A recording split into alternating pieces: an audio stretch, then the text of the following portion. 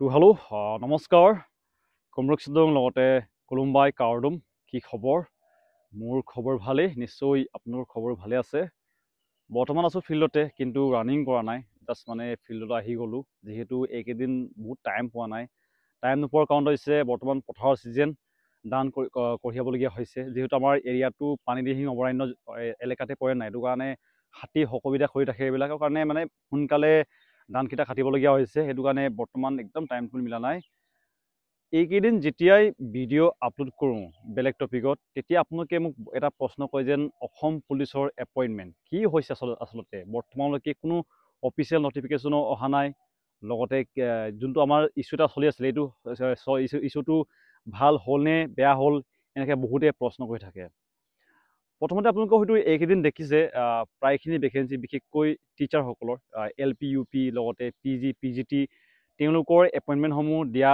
আৰম্ভ হৈ গৈছে অহাকাইলৈ হৈছে 20 তাৰিখ অহাকাইলৈ আদিবাসী টিচাৰসকলক এপইণ্টমেণ্ট দিবগৈ যিহেতু তেওঁ CM ছাৰে কৈছিলে যেন আদিবাসীসকলক তেওঁলোকক এক্সট্ৰাকৈ এপইণ্টমেণ্ট দিয়া হ'ব অহাকাইলৈ PG আৰু লগতে PGT সকলৰ আদিবাসী টিচাৰসকলক দিয়া হ'ব এপইণ্টমেণ্ট CM ছাৰে কৈছিলে যেন অতি সোনকালে অসম পুলিচৰ এপইণ্টমেণ্ট 3 নম্বৰ দিম বুলি কৈছিলে প্ৰথমে কৈছিলে তেওঁ LP UP লগতে PG PGT তাৰপিছত আমাৰ অসম পুলিচৰ দিম বুলি কৈছিলে কিন্তু বৰ্তমানলৈকেও এপইণ্টমেণ্টৰ কোনো নটিচেই অহা নাই যদি আপোনালোকে ADRE পৰীক্ষা পাছ কৰি থৈছে তেওঁলোকৰটো আৰু বেয়া হ'ব বৰ্তমানলৈকে কিছুমানৰ তেওঁলোকৰ ডকুমেণ্ট ভেৰিফিকেশ্যনে ষ্টাৰ্ট হোৱা নাই মানে তেওঁলোকৰ নটিচেই অহা নাই এইটো কাৰণে এতিয়ালৈকে যিমানখিনি আহিছে এতিয়ালৈকে নৱেম্বৰ 25 তাৰিখলৈকে কিছুমানৰ কিবা আছে ডকুমেণ্ট ভেৰিফিকেশ্যন ADRE সকল আৰু কিছুমান ডিপাৰ্টমেণ্টৰ এতিয়ালৈকে ডকুমেণ্ট ভেৰিফিকেশ্যনৰ নটিচেই অহা নাই তো তেওঁলোকৰটো আমাতকৈও বহুত দেৰি হ'বগৈ অসম পুলিচৰ আপোনালোকে হয়তো গম পায় যে এটা ইছ্যু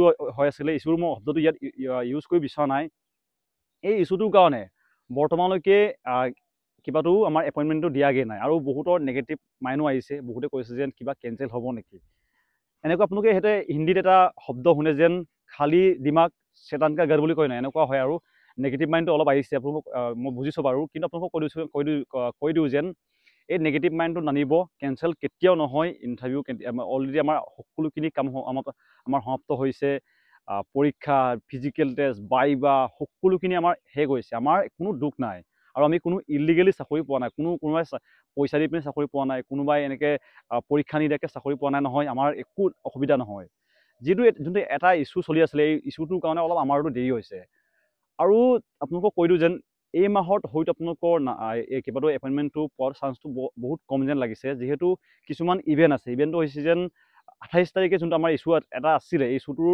ফাইনেল কিবা এটা আপডেট এটা আহিব 27 নৱেম্বৰ লগতে 25 তাৰিখৰ পৰা আৰম্ভ হৈ যাব শীতকালীন এছেম্বলি যোনটো বিধানসভাৰ কিবা মিটিং হয় না ডাঙৰকৈ এইটো 25 তাৰিখৰ পৰা 30 তাৰিখ ভিতৰলৈকে এইটো ইভেণ্ট বা কিবাটো ডাঙৰ মিটিংটো হ'ব এইটো কাৰণে সেই 5 দিনটো হয়তো এপইণ্টমেণ্টটো নিদিব চাগে তাতকৈ পিছলৈ গুচি যাব চাগে লগতে CM ছাৰো কৈছিলে যেন তেওঁ চেষ্টা কৰিম কৈছিলে যেন নৱেম্বৰৰ শেষৰ ফালে নহ'লেও ডিচেম্বৰৰ ফাৰ্ষ্ট উইকত আমাৰ এপইণ্টমেণ্টসমূহ দিম বুলি কৈছিলে সকলোখিনি কিন্তু বৰ্তমানলৈকে যোনটো পৰিস্থিতি হৈ আছে হয়তো ইমান সোনকালেও নহ'ব ডিচেম্বৰ আমাৰ হয়তো পাবগৈ আৰু কিছুমানে মোক সুধিছিলে যেন যদিহে আমাৰ জইনিংটো এই বছৰ নহয় 8 পে কমিশ্যনটো আমি নাপাম নেকি এনেকৈ বহুতে কৈ থাকে তো 8 পে কমিশ্যনৰ কাৰণে আপোনালোকে চিন্তা নকৰিব এইটো আপোনালোকে লাগিব আমাৰ এতিয়া বৰ্তমান আচল সমস্যাটো হৈছে যেন এপইণ্টমেণ্ট লাগে 8 পে কমিশ্যনটো লাগক বা নালাগক বৰ্তমান আমাৰ ইমানখিনি মানে মেটাৰ নহয় বুলি ক'ব পাৰি যিহেতু আমাৰ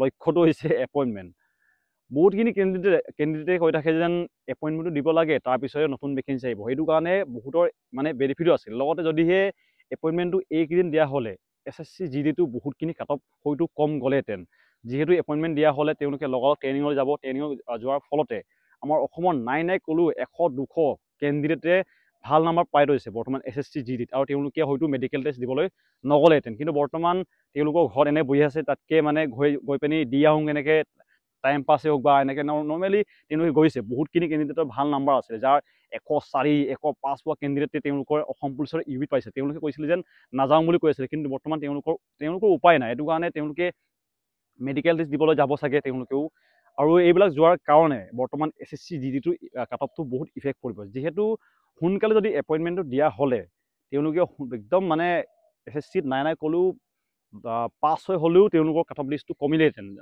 বৰ্তমান আমাৰ অসমৰ ল'ৰা ছোৱালীসকলৰ কাৰণে বহুতখিনি বেনিফিট হ'লহেঁতেন। আৰু লগতে মই এইটো চৰকাৰক দুখ দিয়া নাই, যিহেতু তেওঁলোকৰ বহুতখিনি ইছ্যু থাকে, অকল আমাৰ অসম পুলিচৰ এপইণ্টমেণ্ট বুলিও নহয়, তেওঁলোকৰ বহুত বেলেগ বেলেগ কাম থাকে। সেইটো কাৰণে হয়তো আমাৰ অলপ দেৰি হৈছে। আমাৰ বৰ্তমানলৈকে ডেট ফিক্স হোৱা নাই যে আমুক তাৰিখে দিবগৈ বুলি। কিছুমান মই ইউটিউবত চাইছোঁ যেন তেওঁলোকে তাৰিখ দিছে, যেন আমুক তাৰিখে দিবগৈ, তামুক তাৰিখে দিবগৈ। বৰ্তমানলৈকে ডেট ফিক্স হোৱা নাই যেন আমাৰ কেতিয়া হ'ব। আমাৰ এপইণ্টমেণ্ট আমি ডেট গম পাম যেন 27 নৱেম্বৰৰ পিছতে গম পাম। যোনটো ইছ্যু চলি আছিলে ইয়াৰ পিছতেই আমি গম পাম।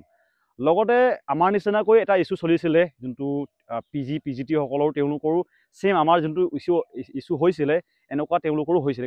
কিন্তু তাৰ পিছতো তেওঁলোকক এপইণ্টমেণ্ট দিয়া হৈছে। আপোনালোকে ইয়াতে স্ক্ৰীনত দেখিব, তেওঁলোকক ক্লিয়াৰকৈ লিখি দিয়া আছে এপইণ্টমেণ্ট, তাতে লিখি দিয়া আছে নে তেওঁলোকৰো এনেকৈ ইছ্যু এটা হৈছিলে, তাৰপিছতো তেওঁলোকক এপইণ্টমেণ্টটো দিয়া হৈছেগৈ। মোৰ লগৰ এজনীৰ মানে মোৰ লগৰ বাইদেউ এজনীয়ে চাকৰি পাইছে, PGT পাইছে, তেওঁ মোক দেখাইছিলে। আপোনালোকে ইয়াত স্ক্ৰীনতো দেখিব, তেওঁলোকৰ এই ইছ্যুটো হোৱাৰ পিছতো তেওঁলোকক এপইণ্টমেণ্ট দিছেগৈ, আৰু তেওঁলোকৰ জইনিঙো সেইটো এইকেইদিন হৈ যাবগৈ।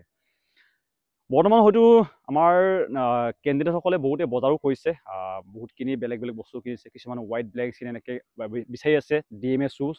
যদিহে তেওঁলোকে বৰ্তমানলৈকে বজাৰ কৰা নাই, লিংক ডিছক্ৰিপশ্যন আছে। সকলোখিনি মোৰ ট্ৰেইনিঙৰ এটা মানে লিংক বনাই থোৱা আছে, যেন কি কি আপোনালোকৰ বস্তু প্ৰয়োজন হ'ব, সকলোখিনি দিয়া আছে। বৰ্তমানলৈকে যদি আপোনালোকে কিনা নাই, আপোনালোকে গৈ পিনি কিনিব পাৰিব।